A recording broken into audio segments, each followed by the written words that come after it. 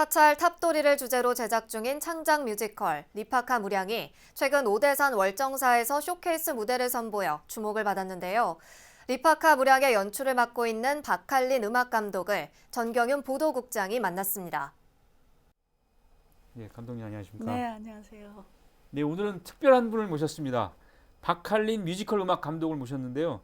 오대산 문화축제 월정사에서 펼쳐진 이 행사에서 리파카 무량 불교 뮤지컬을 소개를 해서 또 상당히 화제가 됐는데요. 월정사 무대에 올린 뒤에 반응이 상당히 있었던 걸로 알고 있는데요. 주변 반응이 어땠습니까? 저는 개인적으로는 반응을 모르고요. 저는 모릅니까? 이 무대만 바라보고 있는 사람이라 예. 저희가 작년에 사실 처음 쇼케이스 했을 때 반응이 되게 좋았고요. 그래서 올해까지 하게 됐고 내년까지 이제 본공을 만들어가는 과정 하에 있는데 뭐 소재랑 음악이랑 그런 것만 잘 나오면 뮤지컬 이제 한 편은 완성을 할 수가 있는데 관객이 좋아해 주시는 것 같습니다. 네. 리파카 무량은 이제 월정사 팔각구추 석탑과 탑도리를 모티브로 해서 제작한 거잖아요. 네.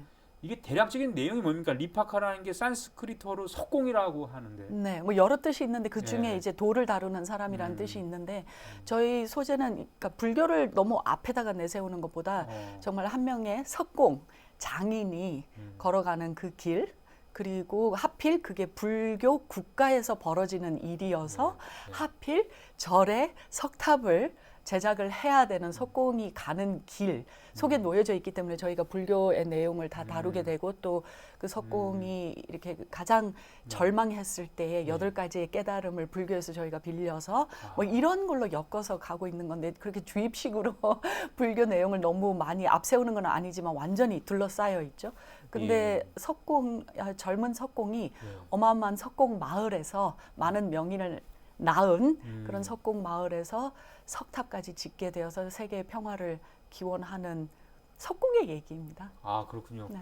이게 근데 이제 쇼케이스였으니까 하이라이트만 공개된 상태고 진짜 이게 완전한 모습으로 공식 무대에 올리는 그런 걸 준비하고 있는 건가요? 네, 원래 계획이 쇼케이스 1차 하고 좀 업그레이드해서 2차를 올해 하고 내년에는 그리고 사실은 내후년에 이제 정말 본공연 뭐 티켓까지 파는 근데 내년 말에 저희가 한 1회 정도를 이제 조금 더 완성된 모습으로 1막에서 2막까지 전체 스토리를 선보이게 되는 한 회를 하게 됩니다. 예, 내년을 좀 기대를 해보겠습니다. 근데 사실 우리 감독님께서 불교와는 또 깊은 인연이 있었고 사실 이 월정사의 제안으로 이 작품을 만드셨습니다마는 아버지 쪽 집안이 또 독실한 불교라고요? 네, 다 부산 쪽이다 부산에? 보니까 남쪽에는 다 거의 불교이지 않습니까? 그리고 뭐, 네, 그래서 할머니 대대로부터 저희는 절간에서 주말을 많이 보내게 됐었고, 그래서 공부를 이렇게 한 거는 없지만 그냥 예. 스며들게 불교를 늘 옆에 두고 있었어요. 그러니까 이번 작품을 하면서도 뭐 크게 어려움이 없었네요. 뭔가 잘 어렵다라든지 뭐. 어렵다라기보다는 오히려 부담은 됐었죠. 왜냐하면 알고 있는 거지만 저희가 공부를 하는 사람하고는 다르잖아요. 그러니까 영어를 그냥 태어나서 알고 있는 거랑 공부한 거랑 다른데 그 불교 내용 이렇게 몸에 있는 걸로 알고 있는 게 있고 근데 그래서 이제 정말 제대로 아니면 똑바로 아니면 실수하지 않게 해야 되는 그런 부담은 있었지만은 그렇지. 내용 자체는 접근하기에는 되게 편했죠. 그리고 보여주고 싶었던 아니면 뭐 감동의 포인트가 제 속에 어디서 그냥 무의식 속에 있는 것들, 예. 그러니까 자아낼 필요는 없이 그런 거는 또 도움이 됐었죠. 그럼 한국 불교의 역사 문화에 대해서 뭐 공부를 깊이 하진 않았지만 이게 뭔가 내면에 이제 어렸을 때부터 했던 경험이라든지 이런 게 있기 때문에 앞으로 이제 작품을 만드실 때 이런 부분을 바탕으로 특별히 관심을 갖거나 또 이런 것도 해보고 싶다 이런 게 또 있어요?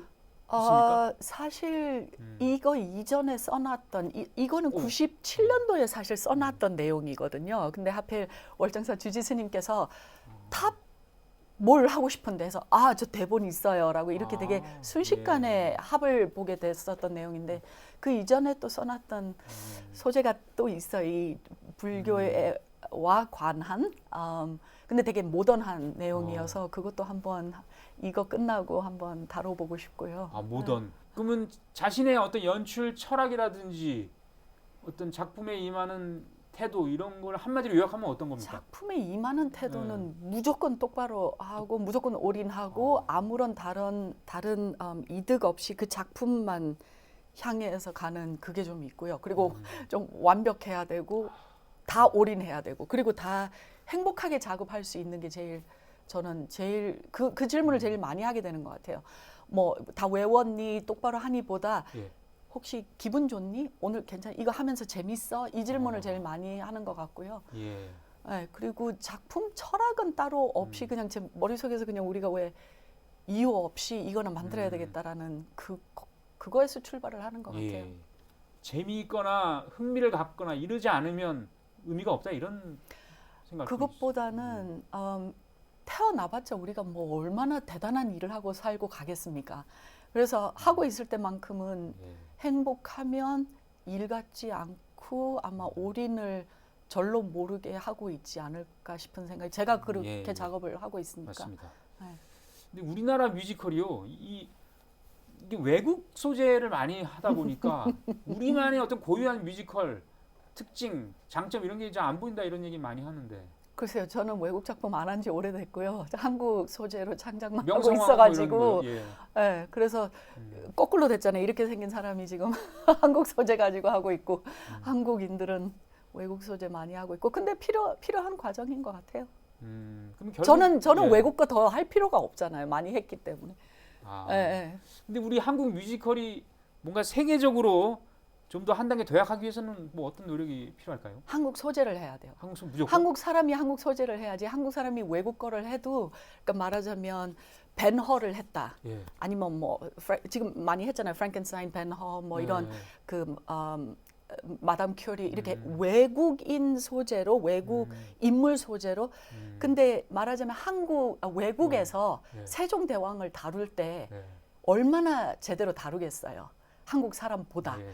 그러니까 그 소재가 그랬을 때는 그 나라 사람만이 알고 있는 어마어마하게 그러니까 공부만 갖고 되는 게 아니라 문화를 다뤄야 되고 맞습니다. 그 아우라와 느낌을 다뤄야 되는데 정말 외국인이 판소리를 아무리 잘해도 얼마만큼 하겠냐라는 거죠. 그거랑 똑같이 우리가 뭐 한국 사람들이 외국 소재를 다뤘을 때 정말 맞습니다. 네, 재즈를 한다라고 해도 이 밑바탕에 깔려 있는 그 더티한 거를 끄집어낼 수 있을까? 이런 의문을 살짝은 갖게 되죠. 예. 저는 근데 많이 그러면 갖고- 저는 예. 뭐 해야 되는지는 모르죠. 이제 섞여 있으니까. 예. 그래서 아무거나 해도 된다라고 생각합니다. 그게 또 장점인 모두가. 것 같고요. 자, 이제 그동안 열심히 살아오셨습니다만 앞으로 남은 인생에 있어서 내가 꼭 이렇게 살고 싶다. 계획. 끝으로 한 말씀 해주시죠. 지구 안 건드리고 자연으로 되돌려 놓고 가고 싶은 게 제일 큰 꿈이에요. 지구가- 인간이 좀 우리가 좀 많이 짓밟고 가고 있는데 좀 덜 밟았으면 좋겠다라는 생각. 진심입니다. 알겠습니다. 네, 지금까지 박할린 뮤지컬 음악 감독과 얘기 나눠봤습니다. 리파카 무량 이게 정식 무대에 올라서 많은 관심을 받기를 기대해 보겠습니다. 오늘 말씀 대단히 고맙습니다. 감사합니다.